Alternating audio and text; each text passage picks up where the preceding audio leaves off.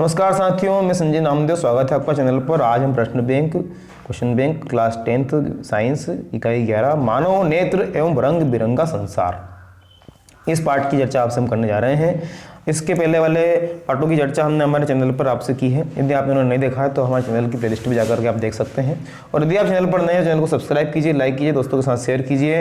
यहाँ पर आपको हिंदी, गणित, विज्ञान, सामाजिक विज्ञान, संस्कृत सभी विषय की प्रश्न बैंक के महत्वपूर्ण प्रश्नों की चर्चा यहाँ पे हमने आपसे की है, तो जिन्हें आप जाकर के जरूर देखिए। तो आइए देखते हैं मानव नेत्र एवं रंग बिरंगा संसार। तो मानव नेत्र एवं रंग बिरंगा संसार वाला जो हमारा पार्ट है, इसके लिए 5 अंक निर्धारित किए गए हैं, जिसमें 2 वस्तुनिष्ठ प्रश्न हैं और 3 नंबर का एक प्रश्न यहाँ से पूछा जाना है। सही विकल्प के चयन से प्रारंभ करें। तो इंद्रधनुष बनने का कारण जो है तो वो है वर्ण विक्षेपण। पहला वाला जो सही विकल्प है इसका हो जाएगा वर्ण विक्षेपण। उसके बाद में प्रकाश के विक्षेपण से प्राप्त 7 रंगों के समूह को कहते हैं स्पेक्ट्रम कहते हैं। आकाश नीले रंग का कारण क्या है? आकाश के नीले रंग का कारण जो है तो प्रकाश का प्रकीर्णन। प्रकाश का प्रकीर्णन अ वाला। गहरे समुद्र में जल का नीला रंग दिखाई देने का कारण क्या है? तो प्रकाश का, इसमें भी प्रकाश का प्रकीर्णन हो जाएगा स वाला। इसके बाद में आगे हम बढ़ते चलें तो प्रिज्म के 2 फलकों के बीच का कोण कहलाता है तो प्रिज्म कोण। वर्ण विक्षेपण होता है प्रिज्म से। आकाश के नीले रंग का कारण है प्रकाश का प्रकीर्णन।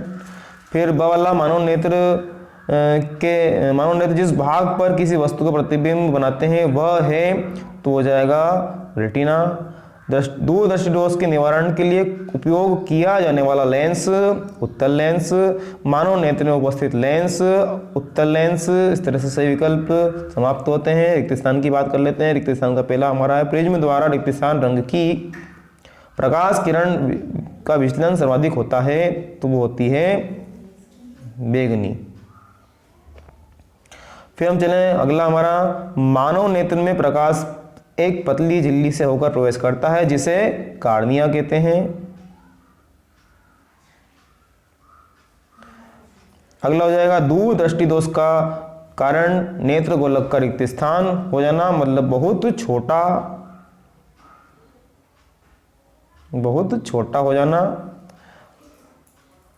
अगला हो जाएगा आंख के रंगीन भाग को रिक्त स्थान आइरिस कहते हैं। आइरिस कहते हैं। मानव नेत्र का रिक्त स्थान में जाएगा कॉर्निया, नेत्रदान में किया जाता है। इसके बाद में आंख के बीच में के छिद्र को प्यूपिल कहते हैं, प्यूपिल। इसके बाद में आइए सही जोड़ी वाले प्रश्न की ओर चलते हैं। तो सही जोड़ी वाला प्रश्न जो हमारा है उसका पहला वाला है नेत्र रोग। नेत्र रोग का हो जाएगा कम प्रकाश में धुंधला दिखाई देना, डी वाला। दूसरा टिंडल प्रभाव का ए वाला हो जाएगा घने जंगल के बितान से सूर्य का प्रकाश गुजरना। इसके बाद में तीसरा हो जाएगा नीला, आकाश का नीला रंग। तो आकाश का जो नीला रंग है वो प्रकीर्णन, हमने इसको देखा है सही विकल्प में। तारों का टिमटिमाना, वायुमंडलीय अपवर्तन, प्राकृतिक स्पेक्ट्रम, इंद्रधनुष। इसके बाद में एक शब्द और एक नंबर वाले प्रश्नों को आइए हम देखते हैं यहाँ पर। तो आइए यहाँ पर हम देखते हैं 1 नंबर वाले प्रश्न। हमारा पहला प्रश्न है कम प्रकाश में पुतली पर क्या प्रभाव पड़ता है? तो पुतली जो हमारी होती है वो पुतली जो है बड़ी हो जाती है, पुतली बड़ी हो जाती है। अगला है नेत्रदान में कितना समय लगता है? तो नेत्रदान में लगता है 10 से 15 मिनट का समय लगता है। रेटिना पर प्रतिबिंब कैसा बनता है? तो रेटिना पर प्रतिबिंब बनता है उल्टा व वास्तविक, उल्टा व वास्तविक प्रतिबिंब बनता है। अगला है तारों के टिमटिमाने का मुख्य कारण क्या है? तो उसका कारण है प्रकाश का अपवर्तन। प्रकाश का अपवर्तन है आ जाएगा इसमें। निकटदर्शी दोष युक्त नेत्र के लिए प्रतिबिंब कहाँ बनता है? तो वो रेटिना से पहले बनता है, रेटिना से पहले। आइए इसके बाद हम लघुत्तरी प्रश्नों की चर्चा आपसे कर लेते हैं और लघुत्तरी के बाद में पूरे प्रश्न हमारे पहला हमारा प्रश्न है, किसी प्रिज्म से श्वेत प्रकाश गुजारने पर वह अवयवी वर्णों में विक्षेपित हो जाता है, परंतु आयताकार कांच की पट्टिका में ऐसा नहीं होता। प्रिज्म के आधार की ओर झुकने के साथ साथ विभिन्न रंगों के प्रकाश में बढ़ जाता है, जिससे वर्ण प्राप्त होता है, लेकिन आयताकार कांच की पट्टी में प्रकाश का वर्ण विक्षेपण नहीं होता, क्योंकि यहाँ वर्ण विक्षेपण होता है, इसमें वर्ण विक्षेपण नहीं होता है, इसलिए ऐसा होता है। अगला है, सूर्योदय के समय सूर्य रक्ताभाव क्यों प्रतीत होता है? तो सूर्योदय या सूर्यास्त के समय सूर्य क्षितिज पर होता है। इस समय सूर्य आने वाले प्रकाश हमारे नेत्रों तक पहुंचने से पहले पृथ्वी के वायुमंडल में वायु की मोटी परतों से गुजरता है। दृश्य प्रकाश किरणों के तरंगदैर्घ्य से भी छोटे मूल कणों या जल कणों की वायुमंडल में उपस्थिति के कारण अतः कम तरंगदैर्घ्य वाले रंग जैसा नीला, बैंगनी आदि प्रकीर्णन हो जाता था। केवल लंबी प्रकाश तरंगे जैसे लाल हमारे नेत्रों तक पहुंचती है और अतः सूर्योदय या सूर्यास्त के समय सूर्य हमें लाल रक्त जैसा प्रतीत होता है। किसी अंतरिक्ष यात्री को आकाश नीले रंग की अपेक्षा काला प्रतीत होता है, क्योंकि अंतरिक्ष यात्री के लिए ऊंचाई पर कोई भी वायुमंडल नहीं होता, इसलिए प्रकाश किरणों का प्रकीर्णन नहीं होता और अंतरिक्ष यात्री को आकाश काला नजर आता है। इंद्रधनुष किस दिशा में बनता है? इसमें लाल रंग का स्थान क्या है? आइए देखते हैं।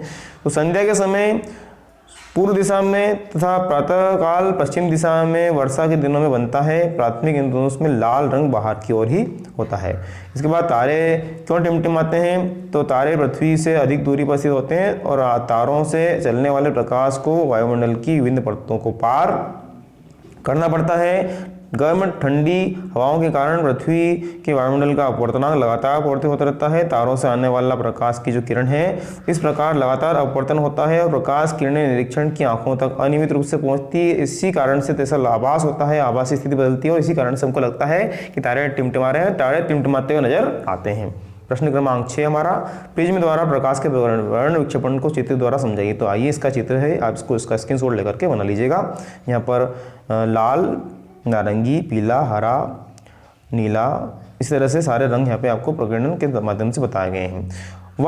सर्वप्रथम सूर्य का स्पेक्ट्रम प्राप्त करने के लिए कांच के प्रिज्म का उपयोग किसने किया और वर्ण विक्षेपण किसे कहते हैं? तो ये जो न्यूटन है उनने इसका किया था। और वर्ण विक्षेपण श्वेत प्रकाश के 7 अवयवी रंगों में विभक्त होने की जो घटना है इसे वर्ण विक्षेपण कहते हैं।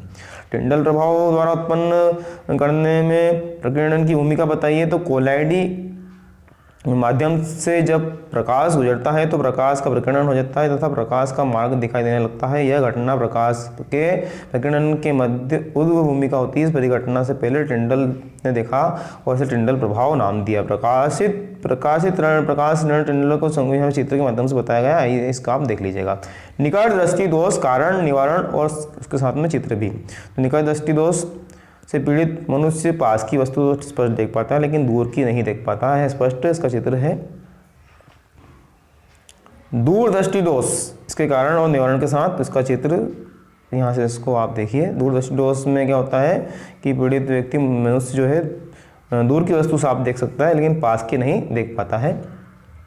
इसका निवारण, इस दोष में नेत्र लेंस की फोकस दूरी बढ़ जाती है, नेत्र लेंस की अभिसारी क्षमता कम हो जाती है और अतः दोष निवारण के लिए एक लेंस ऐसा लेंस प्रयुक्त करना चाहिए जिससे अधिक अभिसारी हो जाए और अर्थात उचित फोकस दूरी उत्तल लेंस प्रयुक्त इसमें किया जाता है। इस तरह से साथियों हमारे आज के भाग में इतना ही। अगले भाग में हम अध्याय 12 विद्युत की चर्चा आपसे करेंगे, तो बने रहिए चैनल पर।